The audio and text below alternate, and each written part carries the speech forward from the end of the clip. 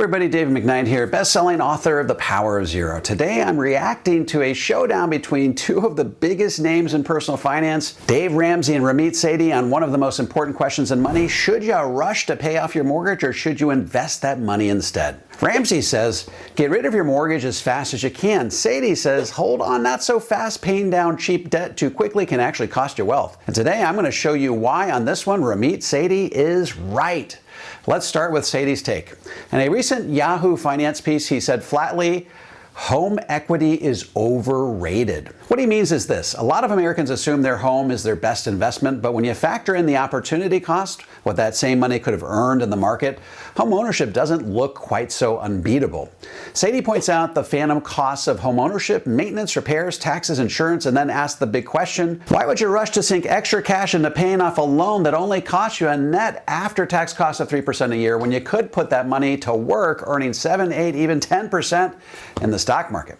That's the essence of his argument, and the math backs him up. Now let's look at Dave Ramsey. Dave's advice has been consistent for decades: get out of debt, all of it as fast as possible.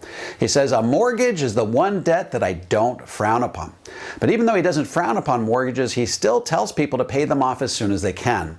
He teaches that once you've cleared consumer debt, you should throw every extra dollar you have at the mortgage. He wants you debt-free, including your house, as quickly as possible. And he'll often point to the peace of mind that comes with owning your home outright. Here's a problem with Ramsey's approach. On one hand, he frequently says you can expect 10 to 12% returns in the stock market over time, but then, in the very same breath, he tells you to take money you could be investing at those double-digit returns and use it to pay down a mortgage that's costing you only 3%? That's a massive contradiction. Let me give you an example. Suppose you have a $300,000 mortgage at 3% interest. That's about a $1,265 monthly payment on a 30-year loan.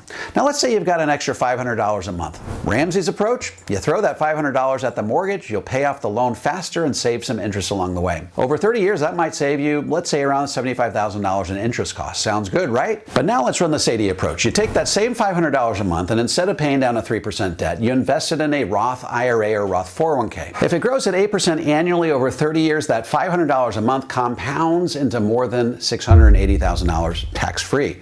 That's nearly 9 times the benefit of the interest savings. And here's the kicker. If your mortgage is tax deductible, and for many people it still is, then your real after-tax cost of borrowing isn't 3%. It might be closer to 2% or even lower. So you're effectively trading the chance to earn 7 to 10% in the market tax-free for the privilege of saving 2 to 3% in interest. It's not even close. That's why Sethi's warning that home equity is overrated is so spot on. Now Ramsey would counter by saying, yeah, but being debt-free gives you peace of mind. You own your home, no bank can take it from you. And that's true. There is an emotional value to being mortgage-free. But here's the thing, emotions don't pay the bills in retirement. When you get to age 65, you'll be far better off having a tax-free Roth bucket worth hundreds of thousands of dollars than simply having your house paid off a few years early.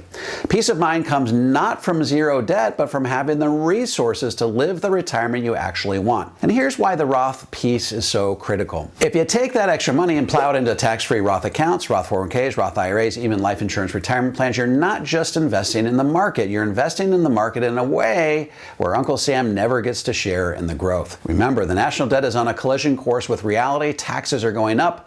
So it's not just about earning 8%. It's about earning 8% in an account where future tax hikes can't touch you.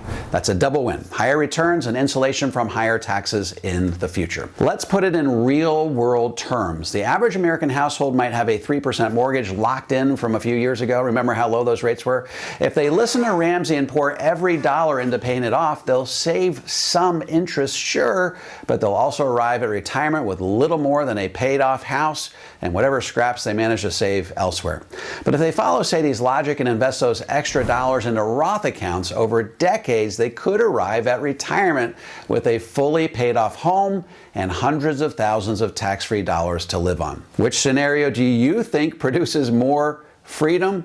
Now let me be clear, I'm not saying you should ignore your mortgage entirely. Make your payments on time, take advantage of today's low fixed rates if you've got them, but don't fall for the trap of thinking you have to pay it off as soon as humanly possible. That's a Ramsey axiom that just doesn't hold up to math. The smarter place is stick with your 30-year fixed mortgage, keep your payments manageable, and direct every extra dollar you can into tax-free investment vehicles. So who's right in the Ramsey versus Sethi debate? On this one, it's Ramit Sethi.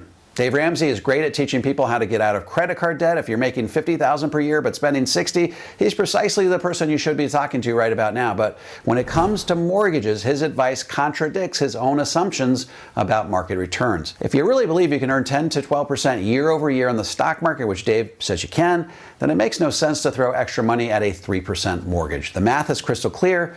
The path to the most wealth for the average American is to keep that low-cost fixed-rate mortgage and funnel your extra dollars into tax-free Roth accounts where they can grow unencumbered for decades. That's how you build not just home equity, but true financial independence. So what do you think? Do you side with Ramsey's push for debt-free living or Sethi's call to maximize your investment returns? Drop your thoughts into the comments section below.